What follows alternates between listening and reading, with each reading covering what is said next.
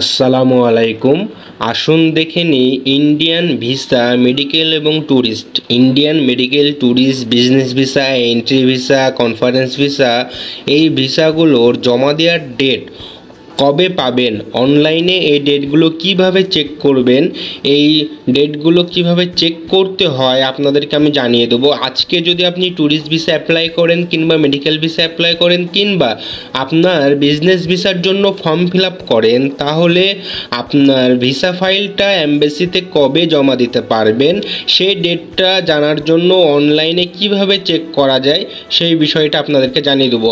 আসুন জেনে নিই আপনার Indian medical visa, tourist visa এবং বিজনেস ভিসার ডেট কবে চলছে। তো প্রথমতই সার্চ দিতে হবে গুগলে, সেটা হচ্ছে লিখবেন আইভ্যাক ভিসা পেমেন্ট, সার্চ দিন।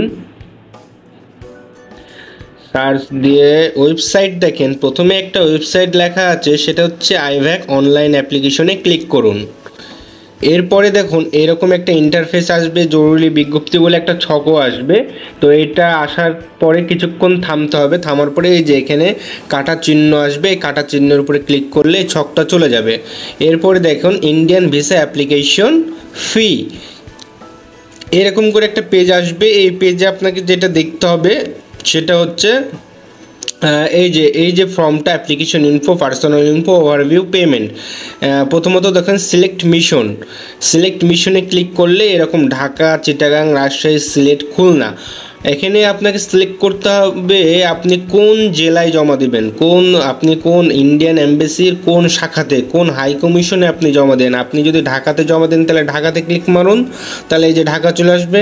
আপনি যদি চিটাগাংয়ে জমা দিতে চান তাহলে চিটাগাংয়ে ক্লিক মারতে হবে, আর আপনি যদি রাজশাহীতে জমা দিতে চান তাহলে রাজশাহীতে ক্লিক মারতে হবে।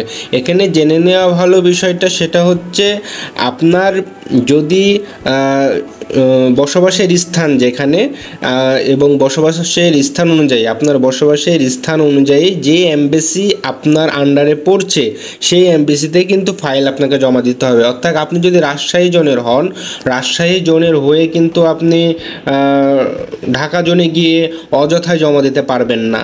আপনাকে কোনো কারণ দেখাতে হবে ঢাকাতে জমা দেওয়ার। যেমন আপনি অস্থায়ীভাবে জব বা চাকরি করার জন্য, আপনি অস্থায়ীভাবে চাকরির জন্য বা ব্যবসার জন্য বা যে কোনো প্রয়োজনে অস্থায়ীভাবে আপনি ঢাকায় থাকেন, আপনি স্টুডেন্ট, চাকরিজীবী, ব্যবসায়ী, সেক্ষেত্রে আপনি ঢাকা এমবেসিতে কিন্তু আপনার ফাইলটা জমা করাতে পারবেন ঢাকায় আপনি অস্থায়ী বাসিন্দা দেখিয়ে।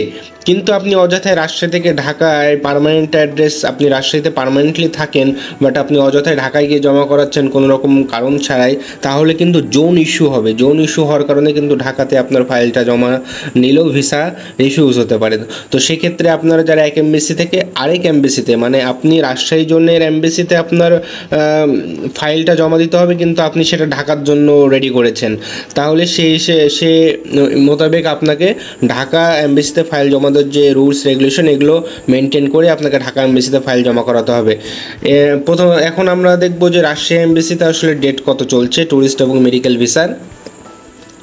এখানে আমি মিশন সিলেক্ট করলাম। এরপরে দেখেন যে ইন্টারিওর ওয়েব ফাইল নাম্বারে আপনাকে এখানে আপনার যে ভিসা ফর্মটা ফিল আপ করেছেন, ভিসা ফর্ম ফিল আপ করার পরে যে একটা ভিজিডিআর কোড পাওয়া যায়, এই কোডটা কিন্তু এখানে টাইপ করতে হবে, এই জায়গাতে এই কোডটা টাইপ করতে হবে।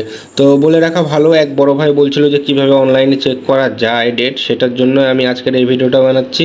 তো অনলাইনে কিন্তু আপনি ভিসা ফর্ম মারার পরে ডেট চেক করতে পারবেন, কারণ ভিসা ফর্ম মারার পরে আপনাকে একটা ভিজিডিআর কোড দেবে, আপনার নিজস্ব কোড, আপনার ফাইলের যে কোড দিবে সেই ফাইলটা, আপনার ফাইল আপনার নিজস্ব একটা কোড দিবে, ভিজিডিআর ভি ড্যাশ ড্যাশ ড্যাশ লিখে একটা কোড দিবে, সেই কোডটাই কিন্তু এখানে টাইপ করতে হয়। তো আমি এমনি একটা কোড লিখে দিচ্ছি, আপনারা যদি এমনি নিজেরা জানতে চান যে আসলে ট্যুরিস্ট ভিসা মেডিকেল ভিসার ডেটটা কবে চলছে, অনেকেই জানতে চায়, সেক্ষেত্রে একটা যে কোনো একটা কোড এভাবে লিখে দিলেই দেখেন ভিজিডিআর ভি 1 2 3 4 5 6 7 8, হ্যাঁ লিখে দিলাম। এরপরে সেম কোড নিচেরটাতে দিতে হবে, বিজিডি আরভি 1 2 3 4 5 6 7 8। এখানে বলছে please input your web file number, error, এখানে সামথিং ইরোর আছে। এখানে আমি হচ্ছে একটা এস লাগিয়ে দিই, আচ্ছা এস হবে না, এখানে হচ্ছে একটা এস দিয়ে দিই। আচ্ছা এস নিচ্ছে না, তাই তো? ঠিক আছে, বিজিডিআরবি 7। এবার চেক করুন, দেখুন এখানে এবার আর দেখুন কোনো সমস্যা নাই। বিজিডিআরভি 124 হবে, এখানে 3 হয়ে গেছে, 1 2 4 5 6 7 8। দুই দিকের এখানে যে দুইটা কোড লেখা হয়েছে দেখেন, একটা এমনি একটা বিজিডিআরবি কোড লিখে দিলাম। ডিজিট দেখেন আপনার হচ্ছে বিজিডিআরবি 5টা, এদিকে 1 2 4 5 6 7 8 6 7, মোট 12টা ডিজিট, একটা কোডের মোট 12টা ডিজিট। তো এটা আপনি এইভাবে আমি লিখে দিলাম, আপনি এই ডিজিটটাও ইউজ করতে পারেন চেক করার জন্য। দেখেন এখানে কিন্তু নিয়েছে সবুজ কালার। হ্যাঁ, তো দুইটা কোডই কিন্তু একই রকম হতে হবে। এরপরে দেখেন যে সিলেক্ট ইউর আইভ্যাক্স সেন্টার, রাজশাহী সিলেক্ট করেছি। এরপরে আইভ্যাক্স সেন্টার, এখন রাজশাহী, রংপুর, ঠাকুরগাঁও, বগুড়া, কুষ্টিয়া। এখন আপনি কোন শাখায় জমা দিবেন? আইভ্যাক্স সেন্টারের রাজশাহী মিশনের কোন শাখায় আপনি জমা দিবেন? মিশন সিলেক্ট করার পরে আমি রাজশাহী, আইভ্যাক্স রাজশাহীতে জমা দেবো। বাট আপনি যদি রংপুরের লোক হন, রংপুর জেলার লোক হন, অবশ্যই আপনি রংপুর সিলেক্ট করবেন, আইভ্যাক্স রংপুর। কিন্তু আপনি যদি রাজশাহী জনের হন, রাজশাহী সিলেক্ট করবেন, কুষ্টিয়া হলে কুষ্টিয়া, বগুড়া হলে বগুড়া। তো সেম। এরপরে দেখেন select a visa type. Visa type আপনি ট্যুরিস্ট ভিসা হলে ট্যুরিস্ট ভিসা সিলেক্ট করবেন, মেডিকেল ভিসা হলে মেডিকেল ভিসা সিলেক্ট করবেন, বিজনেস ভিসা হলে বিজনেস।